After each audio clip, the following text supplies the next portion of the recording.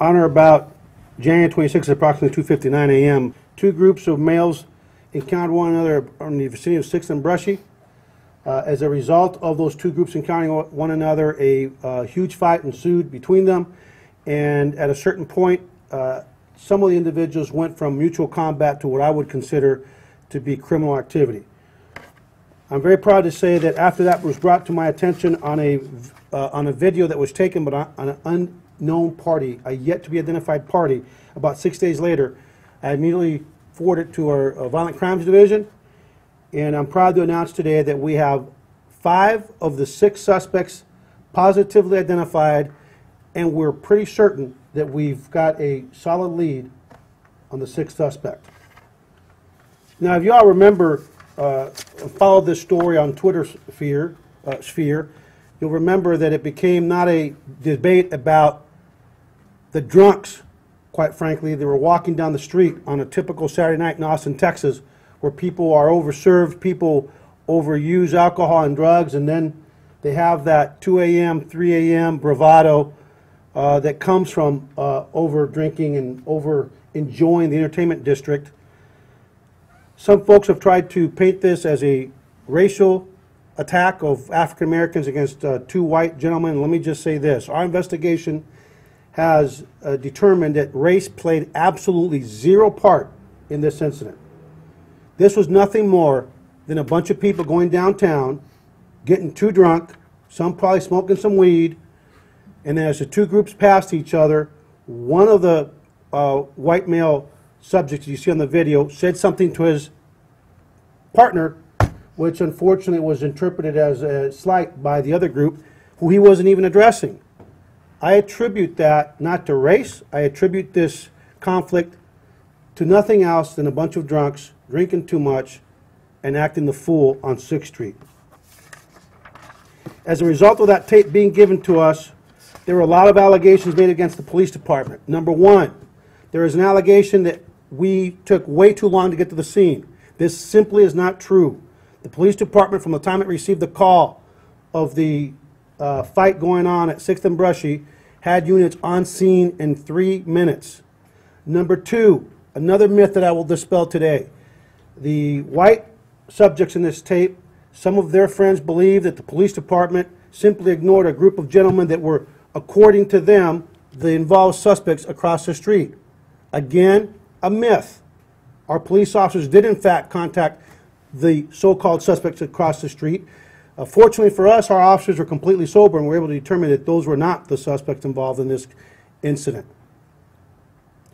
The last thing that I want to dispel before I talk about what we're going to be doing with the identified suspects is this. 6th Street is still a fairly safe entertainment district. Our downtown, I believe, is the envy of the rest of the country, despite the fact that we have more bars and the largest entertainment district in the nation. We are still one of the safest entertainment districts in the nation.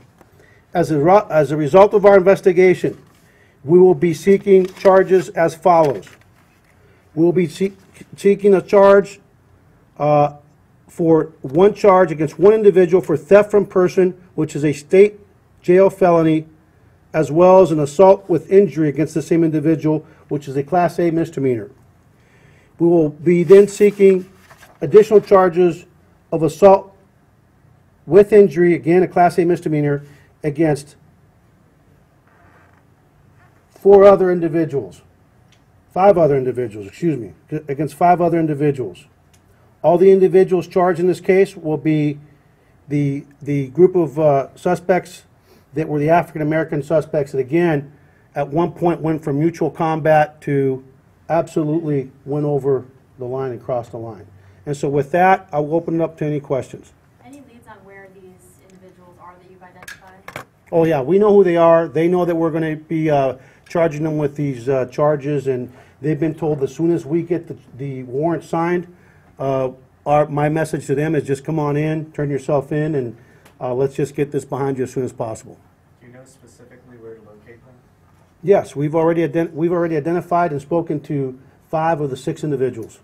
Any known gang affiliation between them? I'm not going to discuss that at this time because it's part of our ongoing investigation. Have they given you I can tell you this, that I really believe that gang affiliation and criminal history in a life of crime is probably not as big of a role in this as alcohol is. How was Operation Safe Passage this past weekend? Operation Safe Passage was fine. I don't have any statistics in terms of arrests. I was actually out there Saturday night working patrol, and I was pleased to see very high police presence.